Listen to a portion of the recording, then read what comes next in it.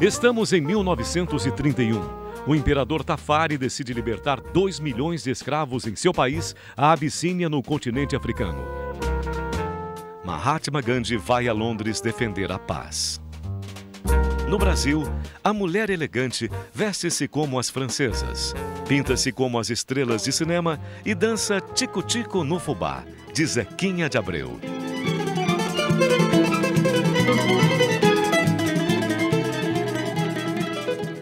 Por aqui, o trânsito já estava de amargar, como se dizia na época. Um Zeppelin aparece sobrevoando a Baía da Guanabara.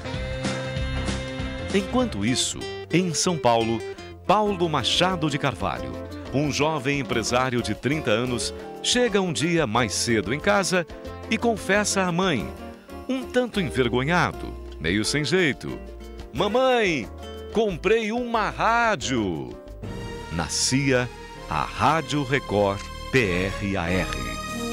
A Rádio Record havia sido fundada em 1927 e pertencia a Álvaro Liberato de Macedo, que era dono de uma casa que vendia discos e música.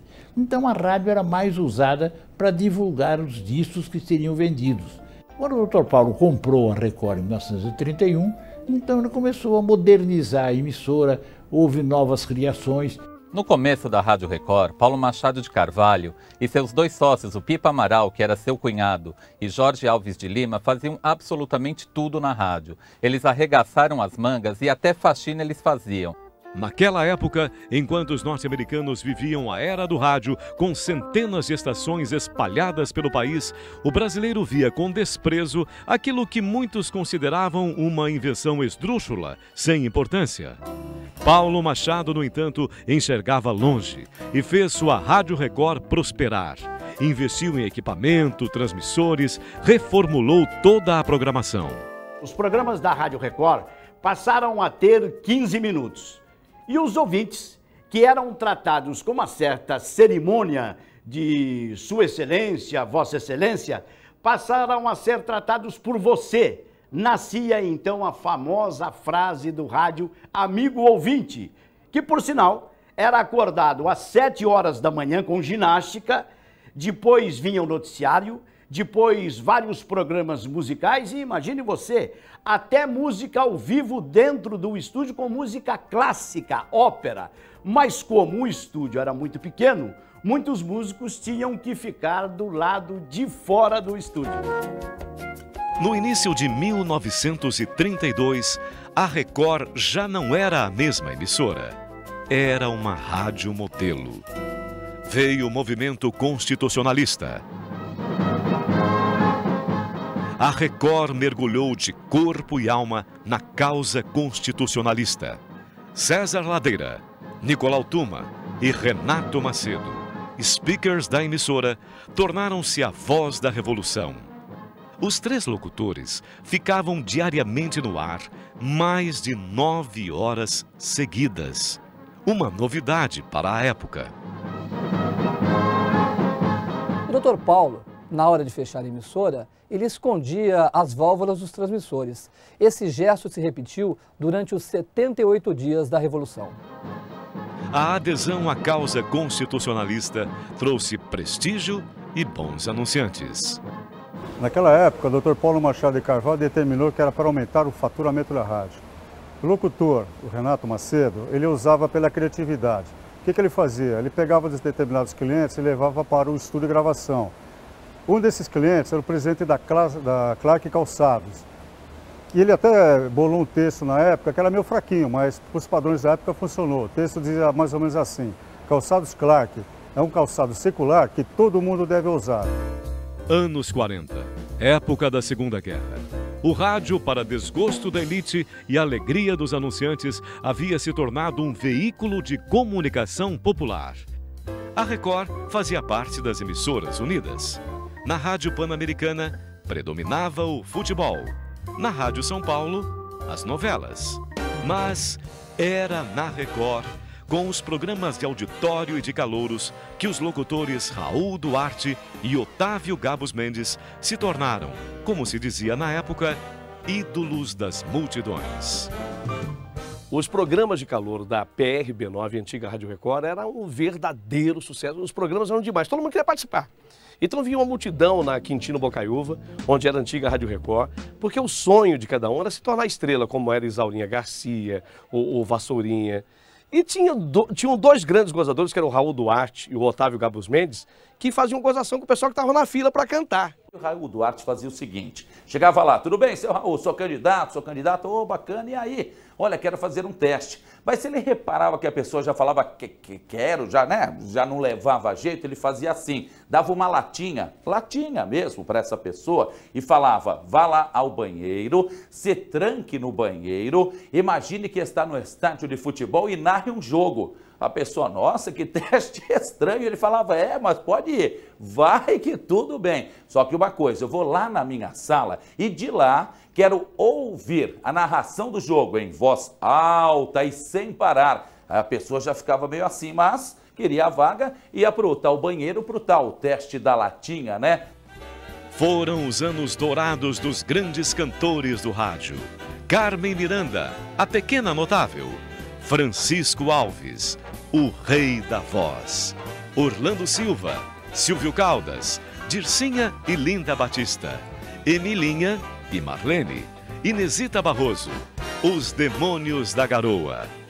Existiam os programas de auditório, o programa de calouros, né? Como o Demônio da Garoa surgiu num programa de calouros, né? Na hora da bomba, e ganhou, foi contratado pela emissora. Na mesma dimensão que os programas de auditório, nos anos 40, o futebol já brilhava intensamente através dos microfones da Rádio Record. Consta que nas transmissões das emissoras unidas, Rádios Record e Pan-Americana, os repórteres eram escalados para trabalhar e cada um carregava um microfone que pesava exatamente 5 quilos. Era uma coisa colossal. E eles eram, e esse é o detalhe mais interessante, escalados para ficar atrás dos gols. Só que com um detalhe, que hoje já não existe mais. Eles tinham que torcer para o time que atacava naquele gol onde eles estavam. E naquela época, a Rádio Record tinha vários narradores esportivos.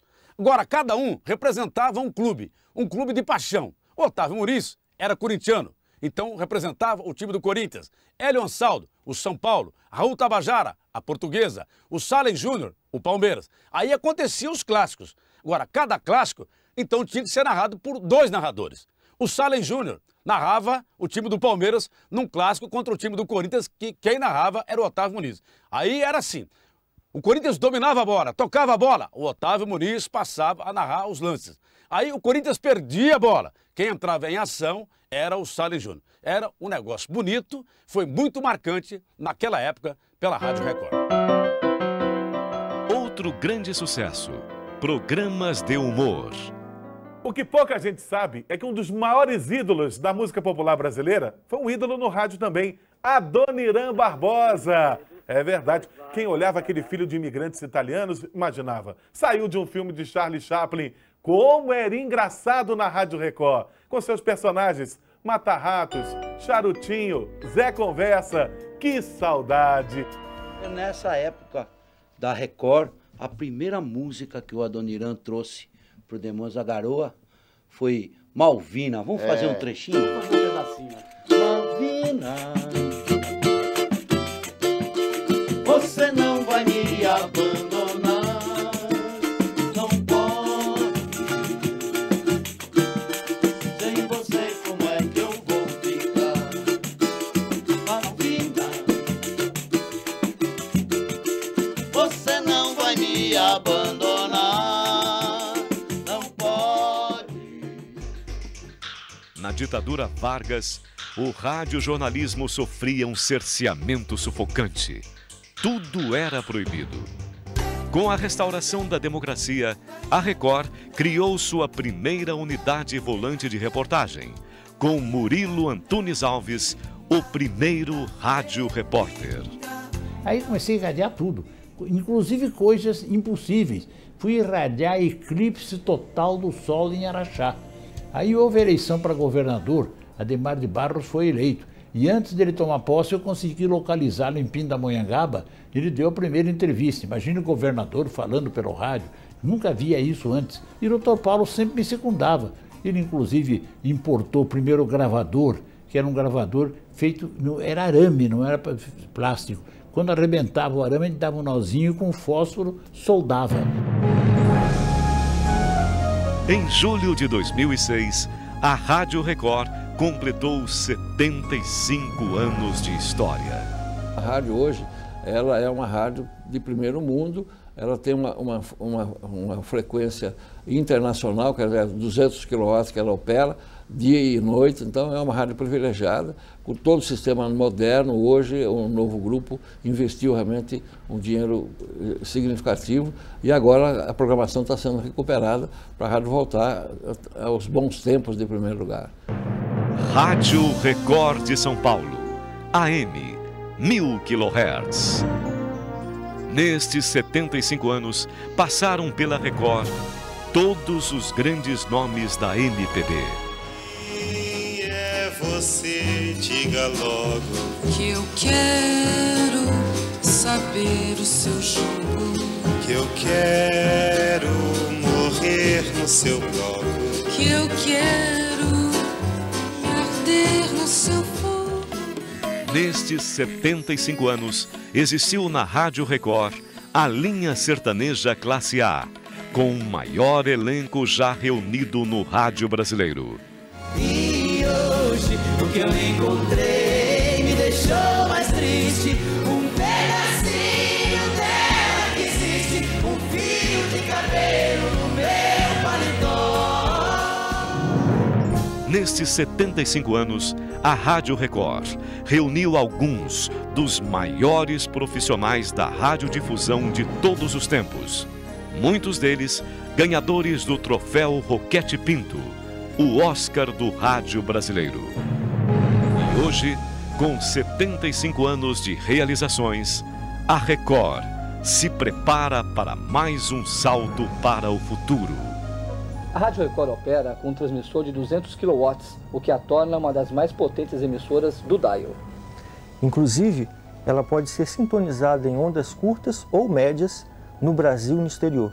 Está se preparando para um grande salto na qualidade, a grande revolução digital. Valeu a pena pelas alegrias, valeu a pena pelo sofrimento. 75 anos de história. Rádio Record de São Paulo, voando mais alto.